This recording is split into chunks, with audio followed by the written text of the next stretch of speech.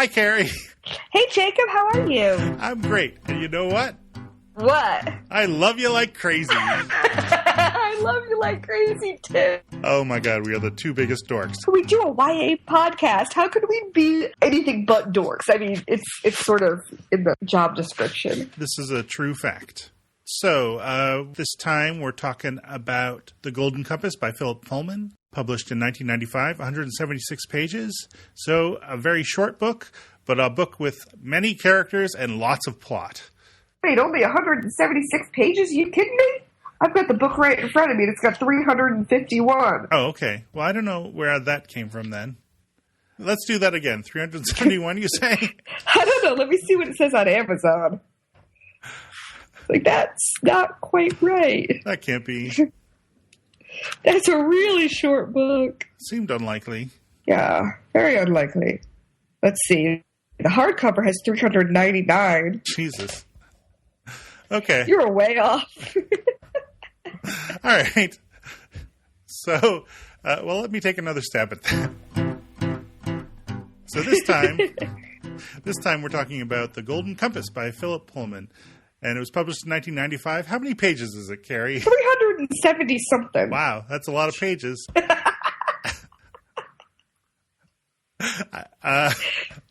And there are many characters and so much plot. But a great book, and we're going to spoil the hell out of it.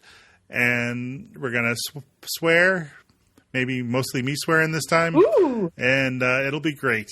So if you don't want it spoiled, I would recommend reading it before you listen. And if you don't care about being spoiled, then I would go ahead and listen to it, and we'll try to be very entertaining. Yeah, I think we could work on that. I think we're going to be very entertaining. If you want to get a jump on next month or whenever we release our next episode, we're going to be talking about Citizenship by Will Howitt, Wilhowitt, which is a book I read a while ago, and which I enjoyed and thought was interesting, and I wanted to hear what Carrie thought about it. So that'll be the next one we do. And it is 237 pages. Just FYI. Thank you. I appreciate it. I cannot be trusted with these figures. No. And we also have a little bit of email from a reader that we're going to read and respond to, which is about one of the other books that we've read, Anna and the French Kiss. So if you have something that you'd like to say to us that you maybe would like us to read on a future episode, or if you don't want, just say so and we'll keep it to ourselves, write to podcast@loveylikecrazy.com and we'll see what happens. So let's get on with the book. Golden Compass is its name in the United States, and elsewhere it is called Northern Lights.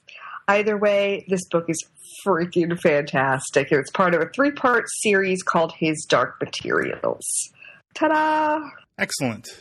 So, I've been thinking that maybe we should try to make more of an effort. I mean, I feel like you normally try to do this and I normally derail it, but I've been thinking maybe we should really try to give people the plots, but this book has a lot of plot in it. It's all plot. And really, it's hard to explain what the plot is other than little girl tries to rescue her uncle dad. Yep. And her crazy mom may or may not want to kill her. The end. Yeah, that's good. There are bears. There are bears. Oh my God. I wanted to talk a little bit about some of the characters in the book. There's Lyra Belacqua. She's the main character. Mm-hmm. There's her uncle, Lord Asriel, who's actually her father. Surprise! Yep. Her friend Roger, the kitchen boy, who was taken by the General Oblation Board. There's her mother, Mrs. Coulter. Again, she doesn't know that it's her mother until much later. And I don't feel like I knew. I did not suspect that it was her mother until much later either. I've probably said this before, and I'll say it many times. When I read a book, the first go through with a book, I take everything at face value. I don't try to read into anything until the second or third reading. So I think my first reading, I was like, oh yeah, Marissa Coulter. Yeah, she's just a lady who just happens to have interest in this little girl for no reason. Then there's Yorick Bjornsson. He is the Panzerbjorn, or the armored bear that Lyra helps to free. He is living in Trollisund, and they took away his armor, and so she helped him get it back, and he's like, this chick is my girl.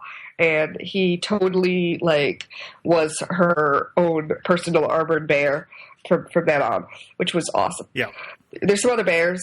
There's another bear that really wanted to have a demon, and he was a douchebag bear. Yeah, yo for a douchebag. Yeah, yo for a douchebag bear. He was easily tricked because he wanted to be a human so badly. And so Lyra was able to trick him, and Yorick got to murder his face. Yes, and he tore out his heart and ate it. Because you have to do that. It's not that he wanted to, it's just that he had to. It's pretty hardcore. I know, right? I'm like, oh, when I murder my enemies, I will remember to eat their heart. As custom requires. I mentioned to you an email that I've been watching Hannibal while I've also been reading this book. So it works. Yeah, there it goes. It's like, oh yeah, this YA book and this TV series about a mass murderer, they're totally the same thing. Totally the same. There's Serafina Pekkala. She is one of the witches. She is another friend of Lyra. Lyra needs a lot of friends because she's in a lot of trouble. Yeah.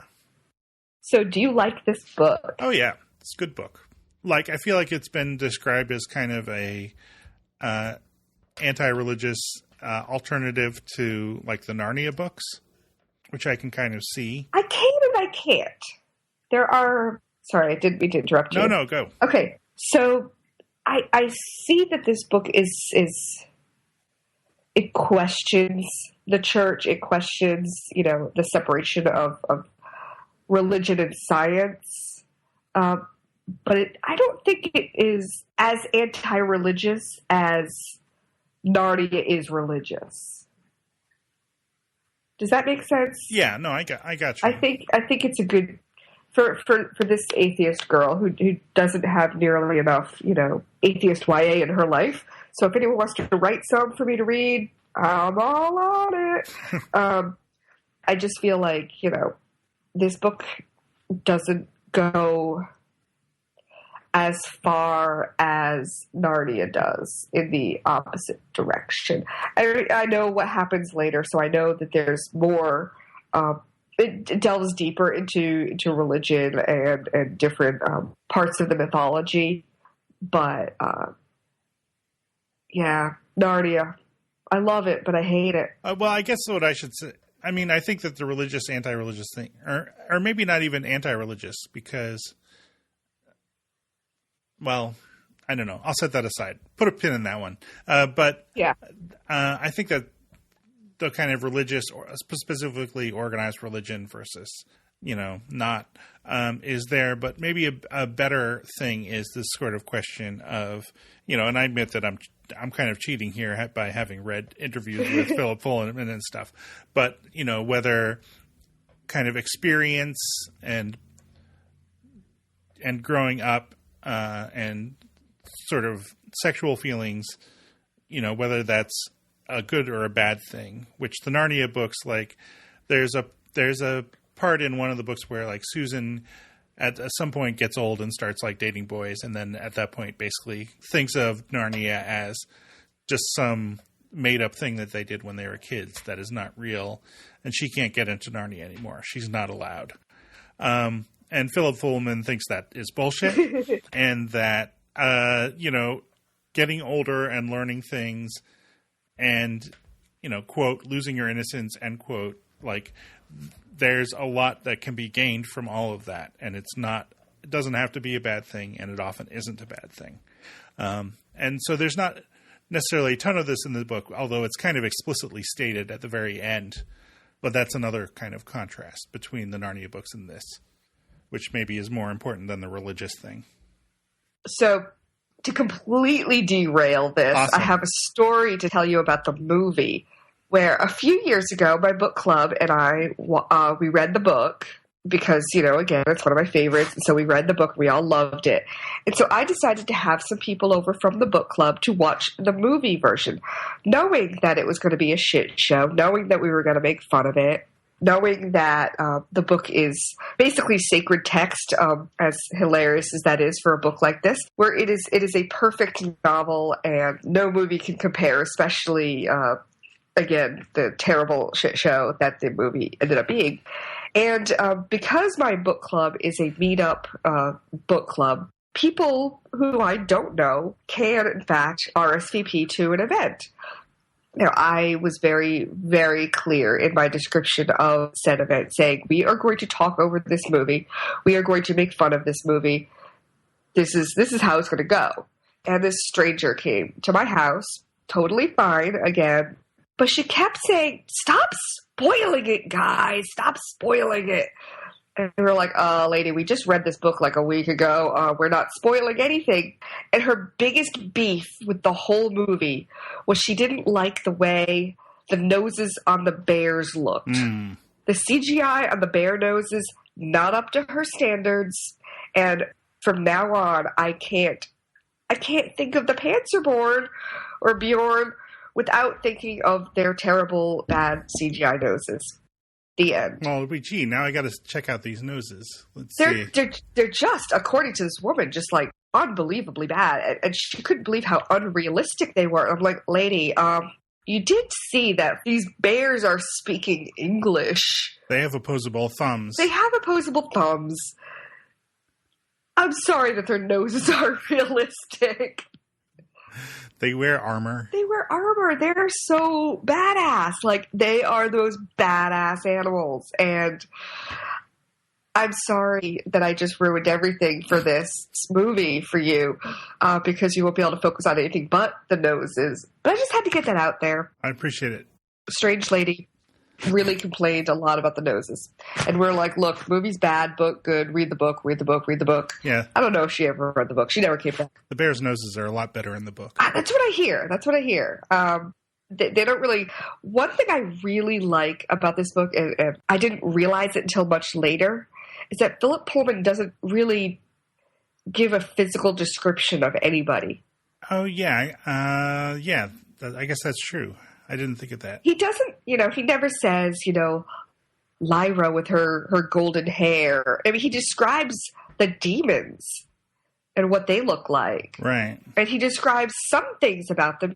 He'll say Serafina Pekkala is young or looks young for her 300 plus years of age, and that she doesn't wear furs because she doesn't feel the cold. But we don't know what most of these characters actually look like. And I find that to be refreshing, because for so many books, you get such a physical description where it's like, okay, blonde girl, brown-haired guy, this one's got green eyes, it's all about the green eyes. Oh, yeah. But this, you get to really imagine it how you want to, which I think is lovely.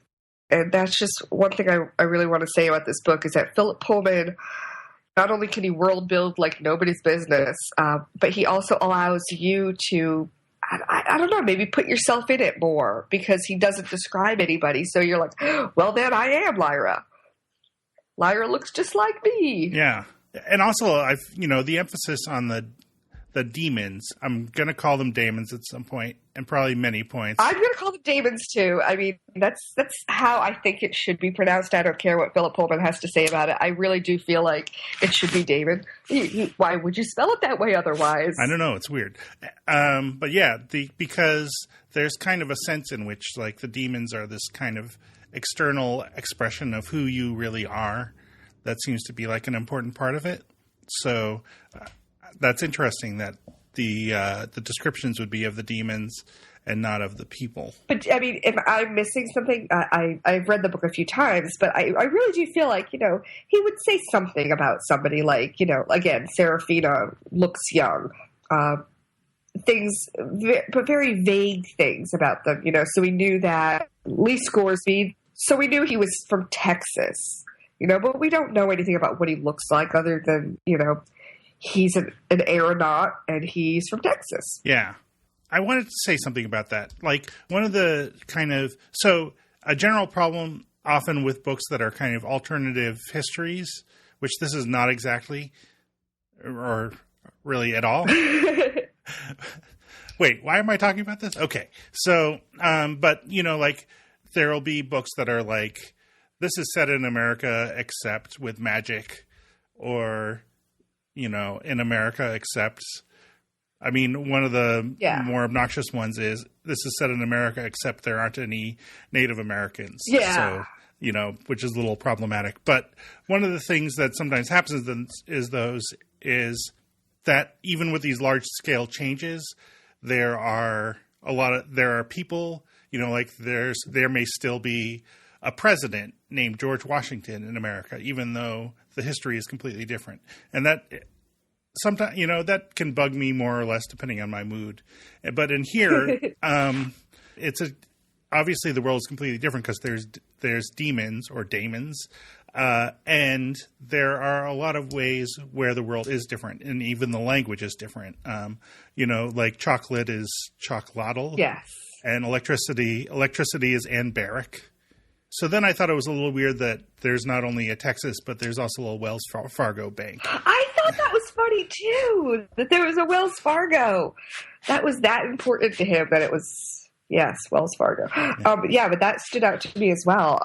But I also liked the fact that, because, at least towards the end of this book, we were sort of figuring out that there are all these, alternate worlds, and how it was explained was, hey, when you flip a coin, when it's in the air, it could be one world or the other world. And when it lands, okay, now we've settled on a world or a head or tail. And so, there's this other world. And I thought that was really interesting in a way to sort of make us feel like, okay, this is our world, but not, because this is one of our alternate worlds. Right. So presumably our world is, our actual world is out there someplace. Yeah. And I have read the other books in the series, but not in a while. So I forget exactly what happens. But I feel like there are other worlds that are visited that are more like ours. I believe the next world that she goes to is more similar to ours, where it's not, I don't think it's exact, but I think it's more similar.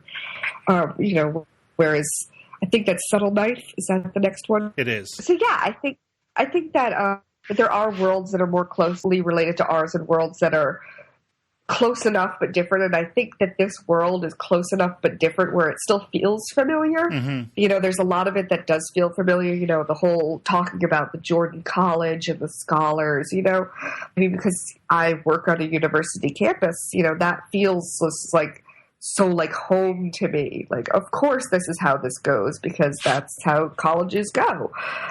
And some other things were just very similar. And yeah, the fact that there's a Texas, and the fact that, all the places that they talk about and all the places that they visit are close enough. Yeah, that's true. They're going to Norway, but it's not, I forget what it's called. But it's, just like everything is just a little bit different. And I love this book. Yeah. Okay, so what do you want to talk about? Oh, man. I think it's interesting. I think that this is a very English thing, and if it were written in America, this wouldn't be true. It's mentioned that all servants have dogs as demons, which means that, when you hit puberty, basically, if you get a dog, you pretty much know what you're going to be doing. Yeah, that sucks. But I would imagine, like, at least for the servants of the college, of Jordan College, people are probably know before they hit puberty that they're going to have a dog. Yeah. It's probably, my father was a servant, his father was a servant, we are all servants of the college. Like, shit, y'all, I'm going to have a dog. That's what I'm supposed to have. Mm-hmm. Just like, all the witches have geese.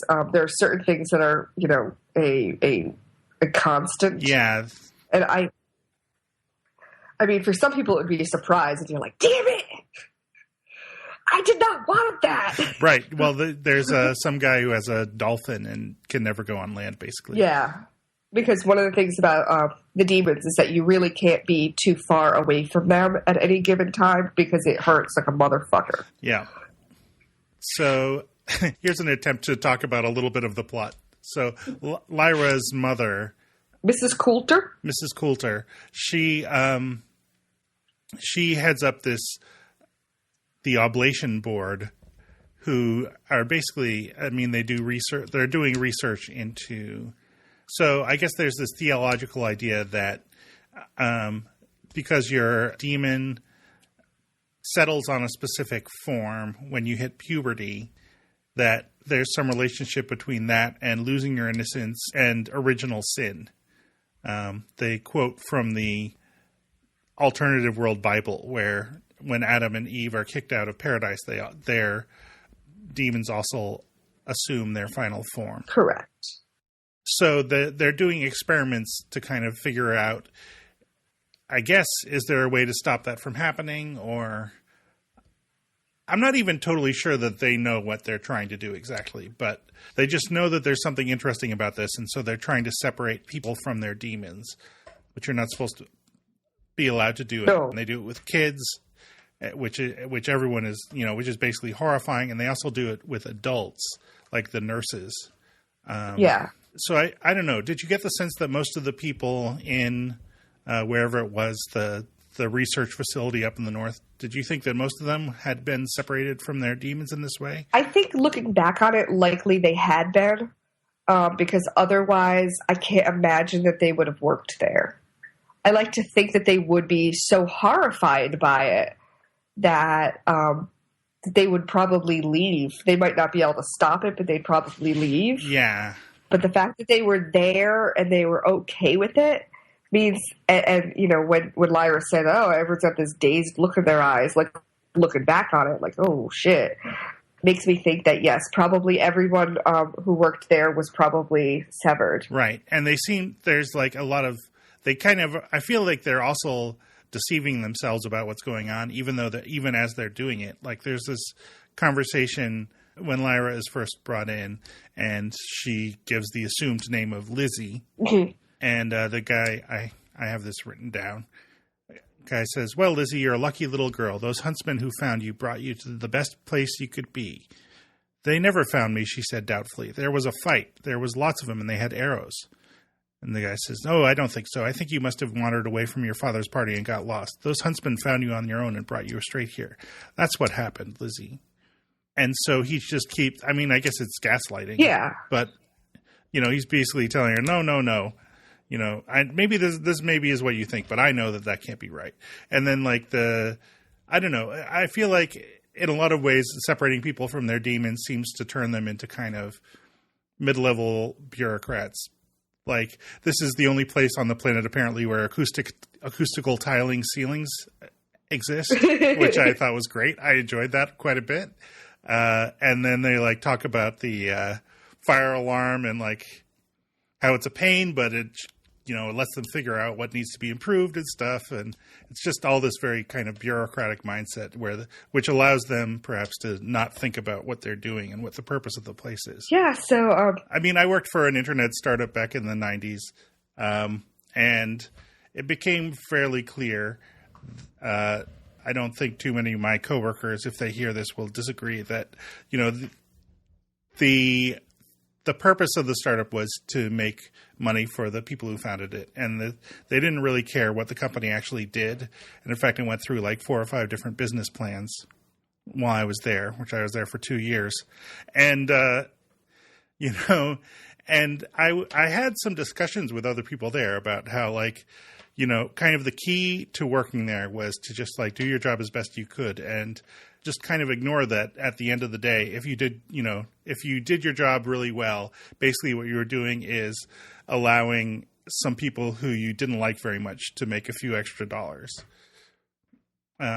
Which obviously is not the same as killing kids, but But felt like it. Well,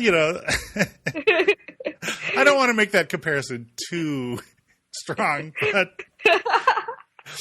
I don't know, the acoustic tiling. We worked next to some mob lawyers that eventually went into the witness protection program. I don't know, it was weird. Anyway, I have something I want you to ask you about as someone who works at a university. Yes. What did you think about Jotham Santelia, Regius Professor of Cosmology at the University of Gloucester, I guess, and crazy person? He was the guy who was in the prison? Yes. That guy was hilarious. Yeah.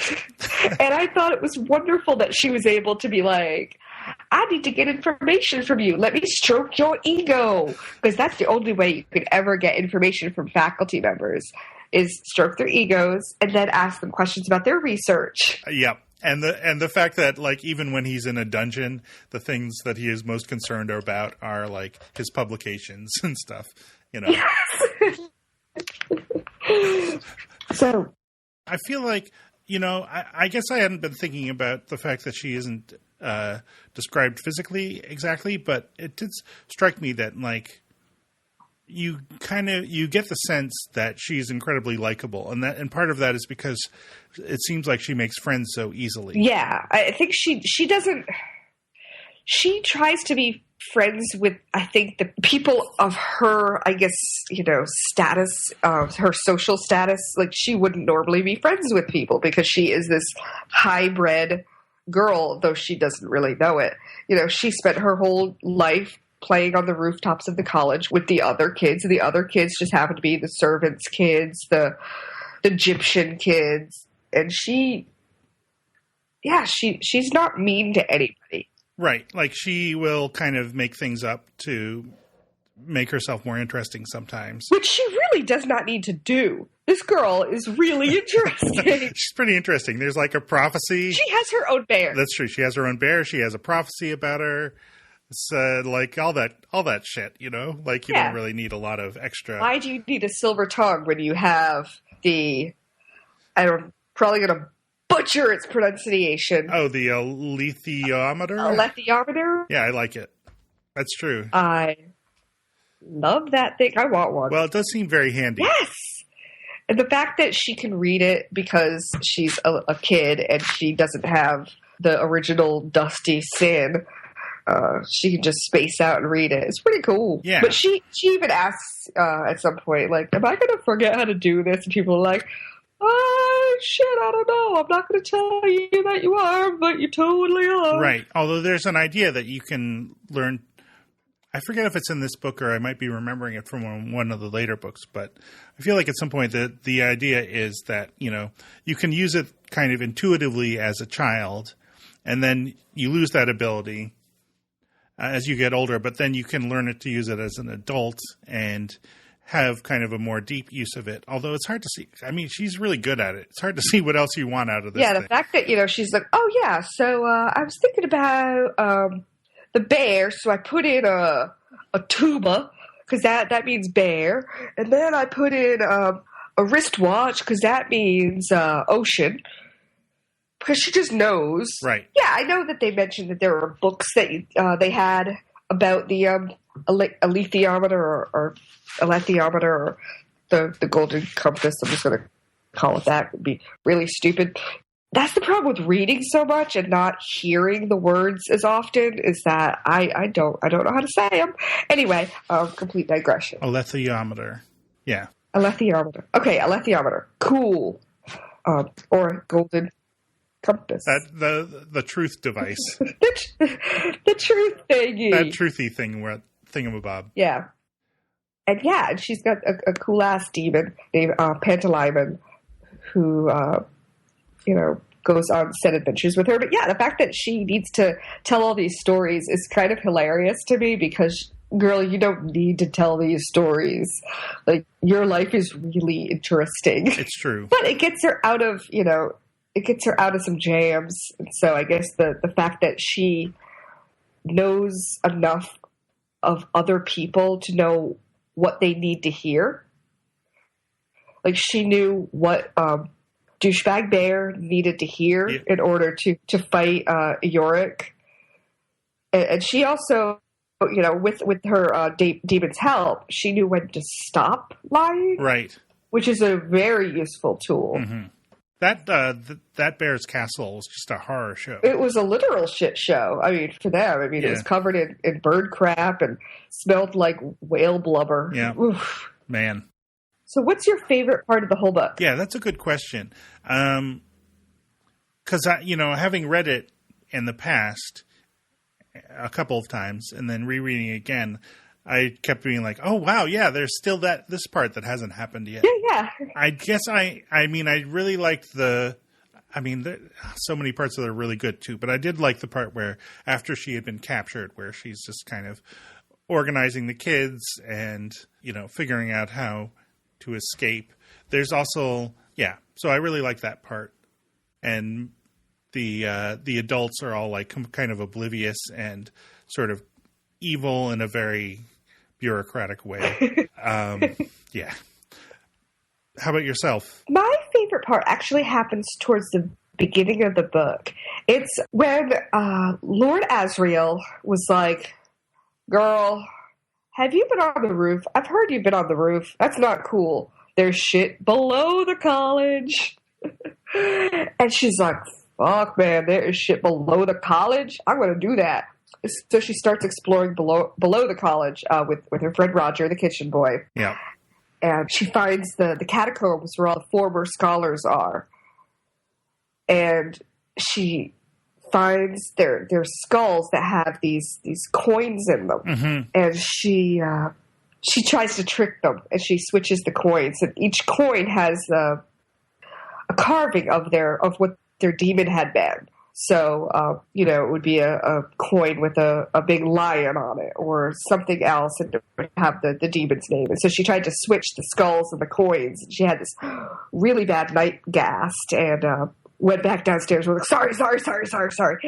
And she switched them back. And I really liked that. But I also really liked that she was kind enough to do a callback to that. Oh, yeah. Later on, after she found the severed child, and he died, missing his demon Ratter. Tony Macarios, who we actually meet in chapter 2. Oh, we do. See, he was one of the Egyptian kids? No, he was one of the kids. He was like the first kid who was stolen. Like in the chapter where we first meet the gobblers, basically, they steal away a kid. Yeah, okay. That's him. Oh, see, I have to reread again, because that's one thing I really like about these books, and the detail is just amazing. So anyway, later after he dies, and she flips out because they took away his dead fish, which he was trying to use as a demon, trying to get the comfort that he needed. She took a coin and she carved Ratter's name into it and put it in his mouth before he went to the funeral pyre.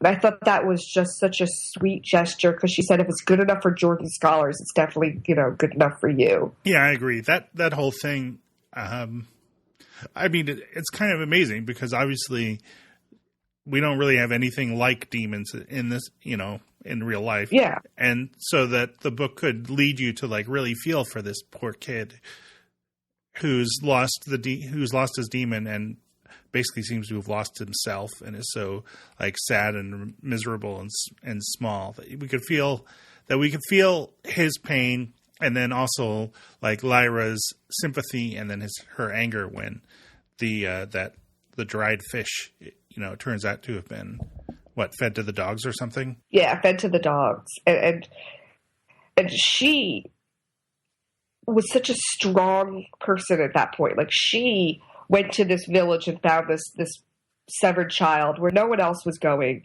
where everyone in the village was like, oh shit, this thing is revolting to us. We don't want anything to do with it. The fact that she went, the fact that she did what she could for him, and the fact that she thought that this was the best way to honor him really said a lot about who Lyra is. Mm-hmm.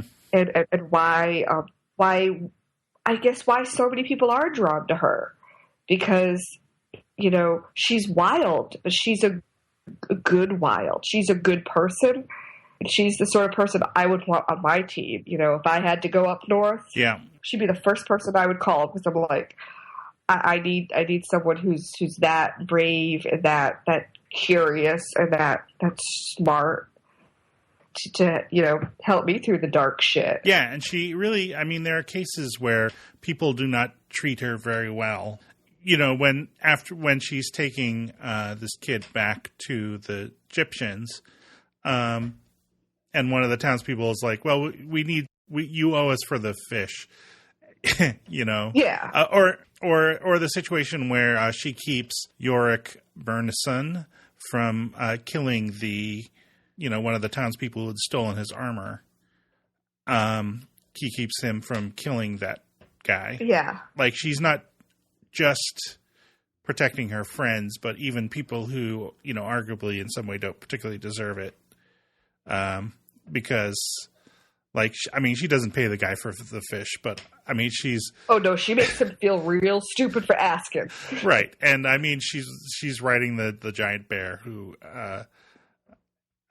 Yeah. I don't know. That guy was not negotiating from a position of power, I guess I would say. No. So I want to also talk about her parents. Yeah. Because I emailed you earlier and I said, parents in a year, huh? Oh, yeah. So, we've seen in YA a lot of absentee parents. I would argue that these are probably the most absentee of parents because she doesn't even know who they are. They drop her off in the college and sort of ignore her. She thinks that Lord Asriel is her uncle. Right. And at one point at the beginning of the book, he sees her and he says, I'm going to break your arm. I'm like, wow, Dad. Thanks. You lied to me. I'm going to break your arm. So, on one hand, they are the shittiest YA parents ever. But, on the other hand, they're not the shittiest parents. Can you tell me what you think about that? Yeah. No, Mrs. Coulter, she just seems super creepy and evil from the minute we meet her. Like the sort of, someone who will smile at you and then as she's stabbing you in the back, maybe not in the back. Oh no, she'd stab you in the front. Right. Stabbing in the back while she's smiling at you, just doesn't seem very effective. But she just seems like kind of a psychopath. And, until the events in the book, it seems like she has not seen Lyra since basically the day she was born. And then Uncle Asriel, I guess, stops in every once in a while and at least set her up pretty well at the university. But, in person, he's a total jerk to her. And, when they meet up at the end of the book, it's still, there's just no... he immediately insults her and says, well, I don't even know why I'm talking to this stupid kid. And, it's pretty terrible. So, they're very bad parents. The one thing that I thought was interesting, which happened with both of them, when Lyra is caught spying on the scientists at the research facility up north, which I should have written the name down of. Was it Bullvanger or Bullvanger? I'll take your word for it. I don't remember. It's something I can't pronounce. They take her in to get intercession. She's going to be split apart from her demon. And when Mrs. Coulter finds them and realizes that it's Lyra, she freaks out. She is... It's the one time... I feel like it's the one time in the book where we see Mrs. Coulter just lose her composure and just clearly be distressed. And then the same thing happens with Lord Asriel at the end, where he's wanted a kid so that basically he can murder the child and use the energy from severing the child from the demon to break the boundary between worlds. And so, apparently he has some kind of alethiometer-like system which allows him to kind of...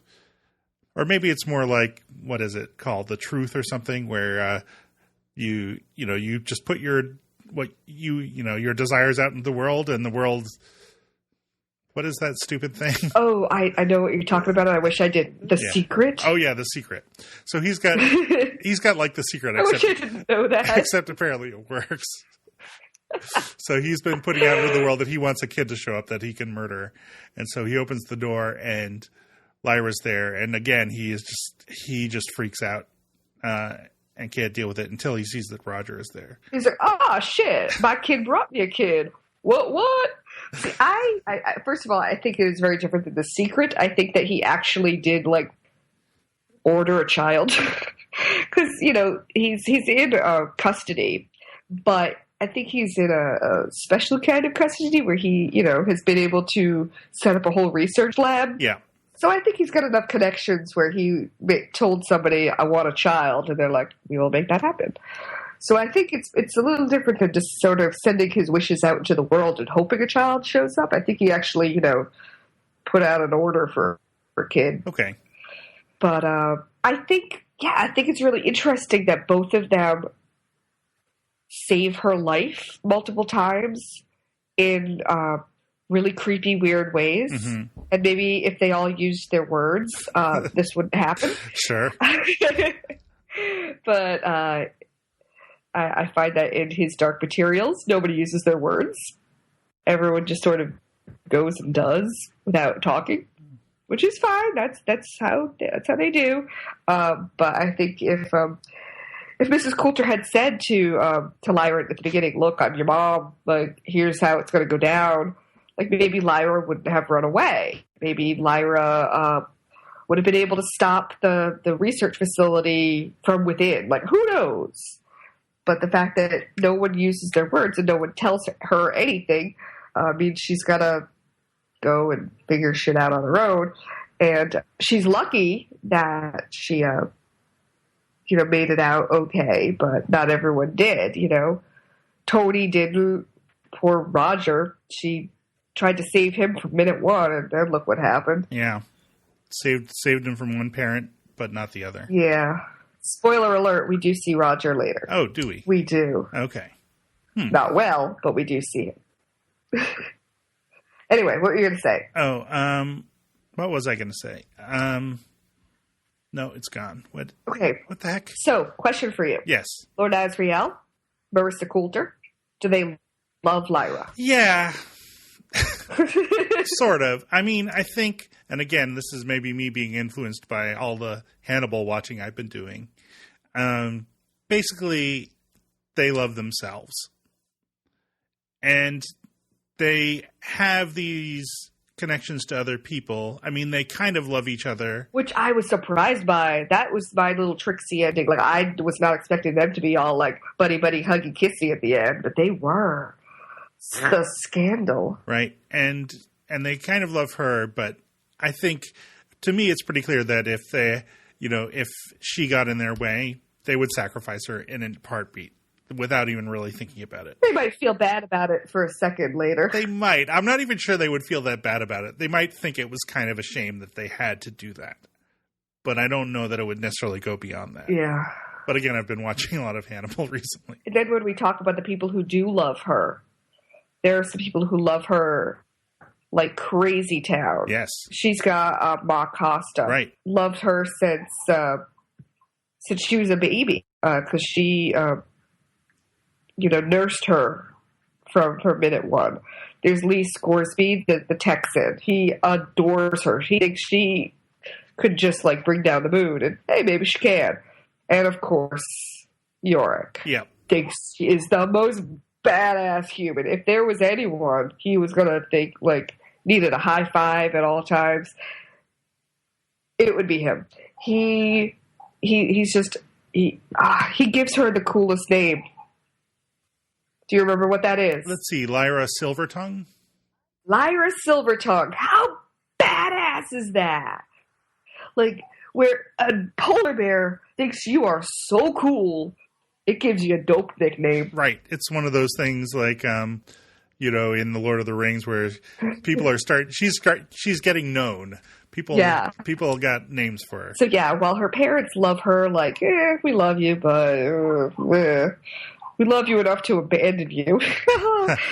She has some friends that think the world of her. And oh, you know who else loves her?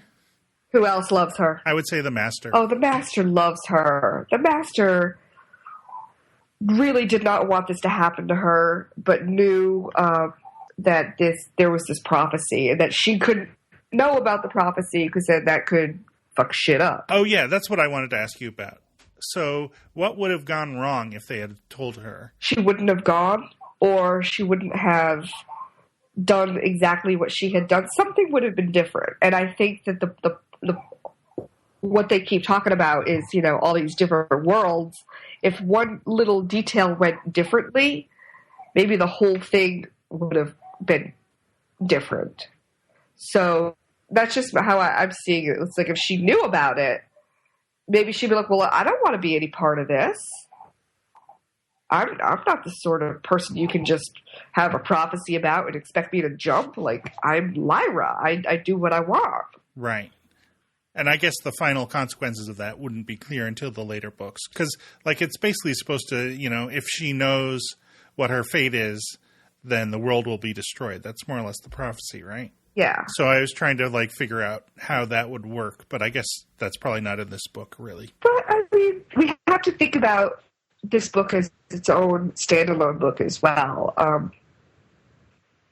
So, yeah, I think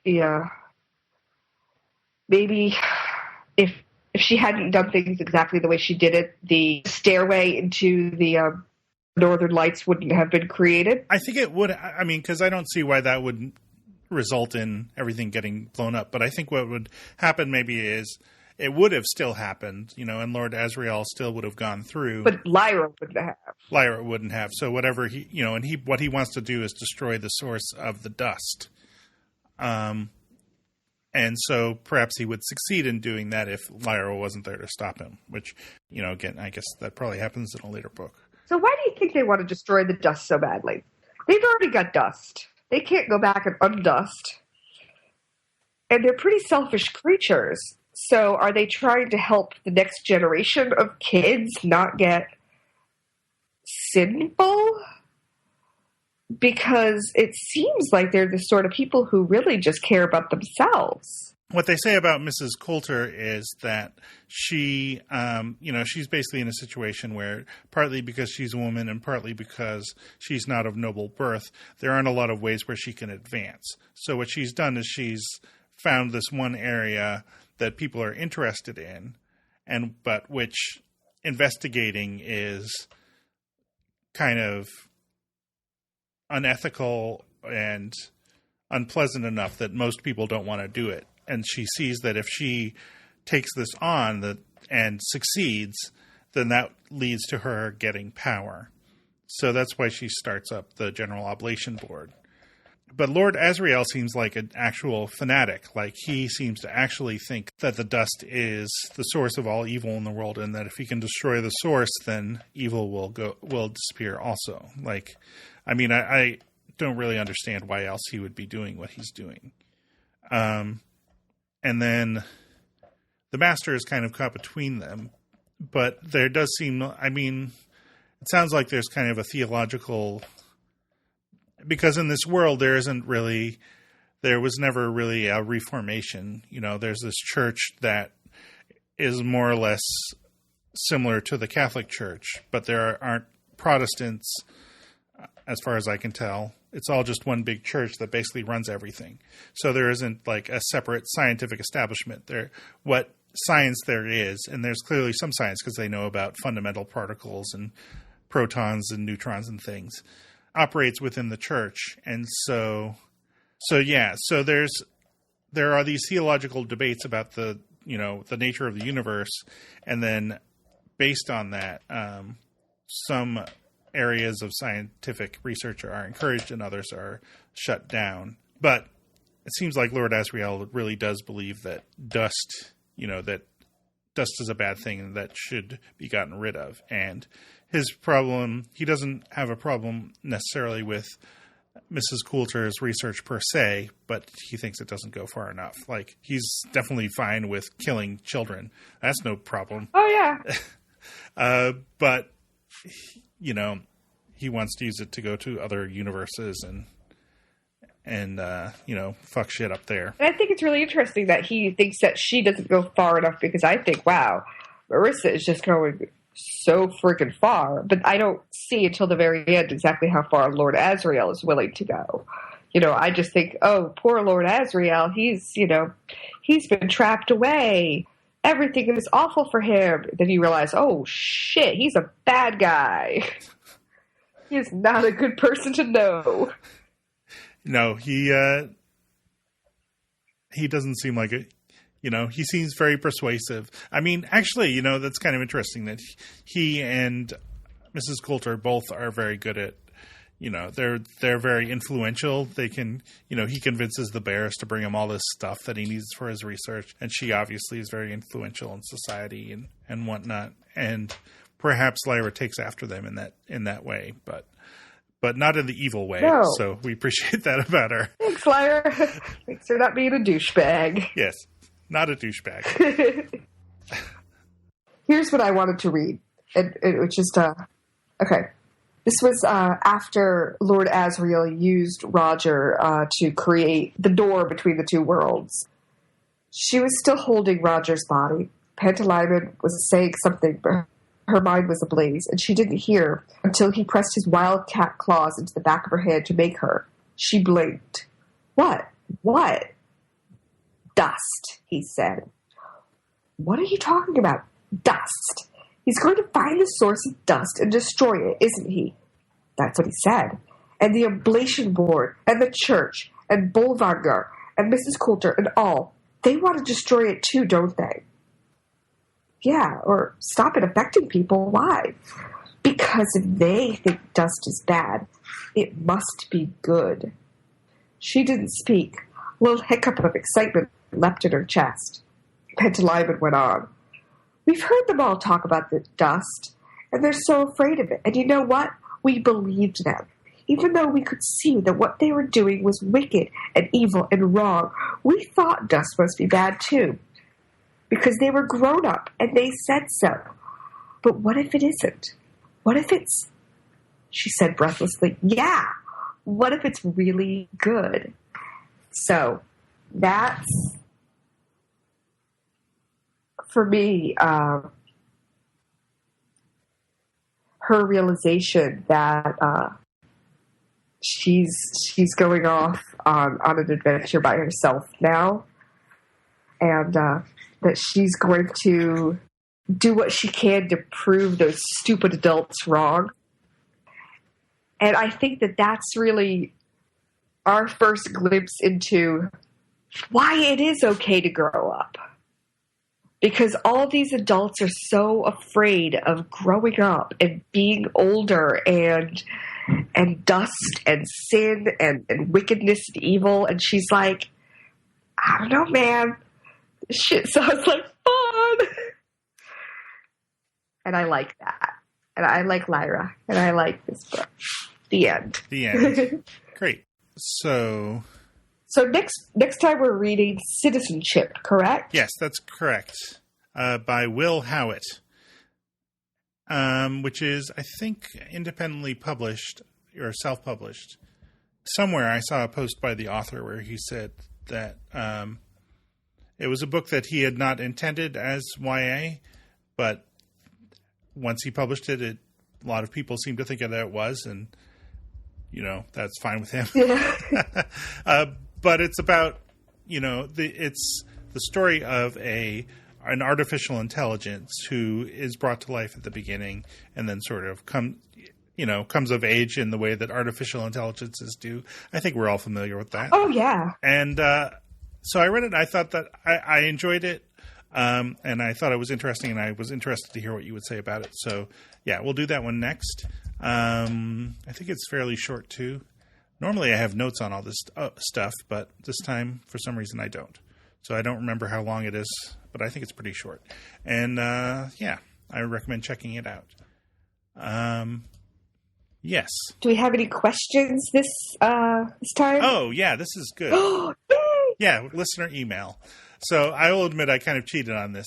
I was talking to her, and she said, I think Carrie's not going to want to be friends with me. And then she told me this thing. And I said, can you email this to me and I'll read it on the podcast? And she said, yes. So, okay. But if anyone out there has anything they want to say about any of these books or anything we said or anything else that you think we might want to read on the podcast and respond to, just send it to podcast@loveyalikecrazy.com and I'll read it and probably read it on the podcast unless you tell me not to.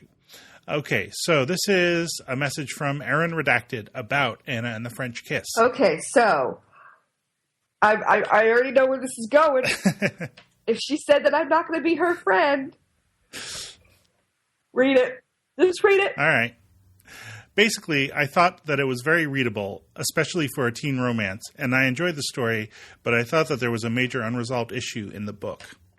It seemed like the author kept hinting that there was some kind of abuse going on with the father, but then she never actually got around to what would seem to be a central motivation to why Etienne is so messed up, except for this one line where they are in the street and he says something like, "I should punish you for what you just did." And Etienne said, "Oh yeah, I'd love to see you try right here on a busy street." I mean, this would be a major background issue that should come up in all of these long conversations with Anna. Then the whole, hey, we can just trick this guy who seems to be a sociopath, abusive father, and then it works. I just think that if you are going to set up such a serious background of abuse, which is at least emotional, if not physical, you actually have to have some kind of reckoning at the end besides way to trick him into letting you live with your girlfriend. So that's what she said. Okay. I'm down with that. I agree that there's probably more that we don't know about, but we also have to acknowledge the fact that it's supposed to be a pretty lighthearted romance book, and that it was also somebody's first novel, I believe it was their National Novel Writing Month book. Yeah. And I'm not entirely sure if in any of her books things get dark. So you're right. But also, I think because I'm willing to overlook it and pretend it's not there, right? That I still love the book just the way it is.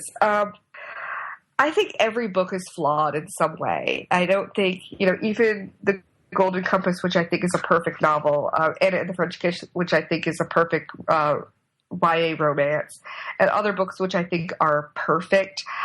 I actually don't think any book is perfect. And so there probably should have been some exploration of that. If again, such a strong and important accusation is made about the father, I think, he should have said something to Anna, even though he was still very closed off when it came to his father, even talking to Anna. I think he was so very embarrassed about his father and about his father's power over him that he didn't talk about that much, not with Anna, not with anybody. So if there were abuse, I don't know if he would be like, "Oh, by the way, girl I like, my dad hits me." Yeah. I don't know if he would say that. But again, like I said, because the book itself is so sacredly sweet and so fun otherwise, and because Anna is such a goofball, I'm willing to just, say this is this book's flaw, and we could still be friends. Oh, good. She'll be relieved. What do you think? I think it's true that, keeping in mind that these are high school kids, it is something that would take a while for, even for good friends or even for, boyfriend, girlfriends, it would take a while for Etienne to really talk about what's going on. And the things that in the book, I feel like it takes him a while to even talk about it kind of obliquely, other than in general, my dad is a jerk terms. Yeah. And even then it's like still pretty vague. So, I feel like you can think that, that may be to come in their relationship, which I think, as we said in the episode, obviously has some challenges ahead of it, but we hope that they'll make it through it okay.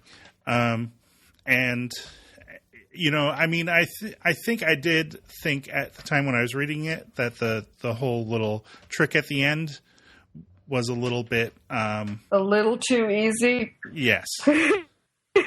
So, but I'm happy to kind of relegate the any consequences about that or any of the backstory, Etienne and his parents' backstory to whatever fan fiction that people might want to be writing and posting on Tumblr or whatever. I hope they are writing and posting it on Tumblr. I'll have to find it. I don't actually read fan fiction. That's maybe a fatal flaw of my own. I don't read fan fiction. I don't even know how to find it. I am not a stranger to the internet, but I don't know how to find fan fiction. So if anyone knows of Anna and the French Kiss fan fiction, send it to me. All right. Yeah. I will not say no. Again, podcast at loveyoulikecrazy.com. I talking about fan fiction just reminds me that at some point I discovered that there was this small but enthusiastic section of or type of Doctor Who fan fiction that was centered around characters in Doctor Who knitting. And that was very enjoyable for me. That is wonderful. Yeah, it was great. Because that's one thing I'm always scared of. I'm always scared of being like, yeah, Anna and the French Kiss fan fiction, and finding out it's just porn. Well, sure. I don't want that. No. I just want to be clear. Like, if I am going to read the fan fiction, I don't actually want it to be porny. I know how to find porn. Yes. My friend who got me into Hannibal reads a lot of Hannibal fanfic, but which I have no interest in because I know that, like, for instance, if there were Hannibal fanfic about knitting, I would never want to knit again. No. It would just be horrifying. So I made you this lovely intestine sweater. There's an episode where there's a serial killer who makes cello strings out of people's guts. And that was very intense for me. Oof, yeah, I don't know if I can handle that. Yeah. Anyway, I probably shouldn't. I should probably stop talking about Hannibal. Anyway, yeah. So let's see. So we talked about the book we're reading next. We read the email from listeners. Let's see. I guess we should thank the Sentimental Favorites for letting us use their song. Yeah, for letting them use their own song for whatever. Yeah, thanks to the Sentimental Favorites for letting us use their song "Hey There" for our theme, and to Charlie McCarron for doing the little tag at the end, and Shaenon and Garrity for doing the icon. Man. Oh, and to Grace Elm for leaving us a nifty review on iTunes. Just thanking everyone. Okay. Thank you. Thanks to Carrie for putting up with me. And thank you to Jacob for the same. I am so sorry that this has taken so long to get this most recent episode up. With just moved, so we spent a lot of time either packing or moving or unpacking or cleaning our old house or et cetera, et cetera, et cetera. And so finally, I was able to sit down, reread the book, write some notes, and have some time to talk to you. And it has been delightful. It has been. Thank you so much. And I feel like for once I have sworn more than you. Yay! So, Motherfucker, indeed. Give me a call when you get back. Hey there. Hey. loveyoulikecrazy.com. I mean, obviously, I'm going to come visit you in May. Which is fantastic. That'll be great. But I don't know if we want to do anything else. We can think about it. I don't know. Should we just do a video podcast where we both just eat cake and stare at a camera? Happy birthday, motherfuckers. That would be great. That's someone's fan fiction about us.